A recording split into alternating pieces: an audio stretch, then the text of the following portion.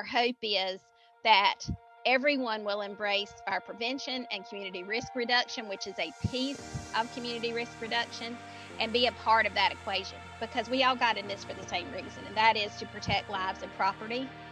My name is Kelly Bransdale, and I live in North Carolina, but I cover Texas, and I'm actually, as of last year, became the regional director for the South Central region.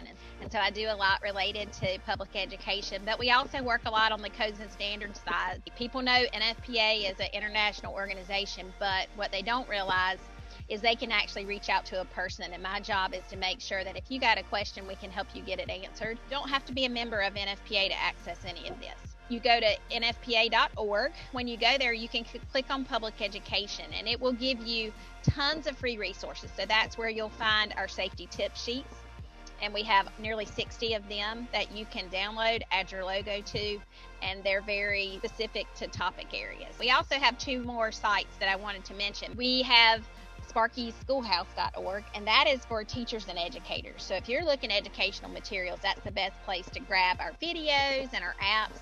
They're always free. We own them, and so you're not going to get any inappropriate ads or anything that pops up.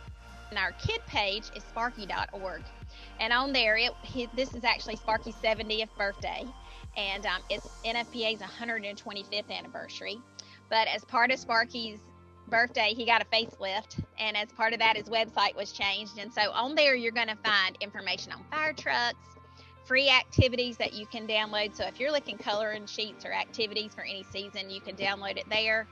But also you can promote that out to kids, because it is a safe site that they can use. In 1922, we actually sponsored the first Fire Prevention Week, and in 1925, President Coolidge actually proclaimed Fire Prevention Week, and that makes it the longest running health and safety observance on record. That is one week that firefighters across the country talk to communities about public education, even if they don't have a division. And so each year it's observed during the week that includes October 9th, and that commemorates the Great Chicago Fire, and that was actually in 1871. One of the things we found during COVID was that a lot of people were working from home and school was done from home, and as part of that, smoke alarms were chirping. So this year's theme is Learn the Sounds of Fire Safety, and it is focused on smoke alarms and CO alarms.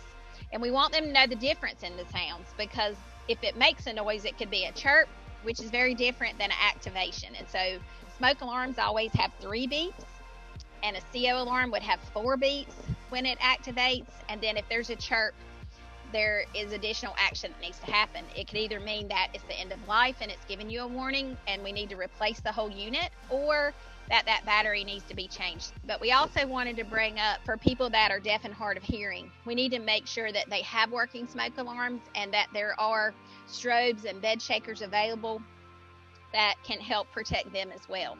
And so this year's campaign, we used American Sign Language, and hopefully you saw our launch video online, but we decided to really make sure that that deaf and hard of hearing population knows that there are resources for them. And as part of that, we have a whole section on our webpage, which is firepreventionweek.org. When you go there, you can see all the free materials. You can find our video. You can find resources in our toolkit.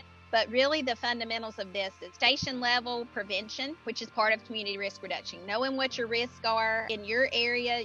We know that through community risk reduction, we can kind of get to the root of developing a program to make a difference and save lives. Everybody got into this job to save lives and make a difference. That's why we all do it.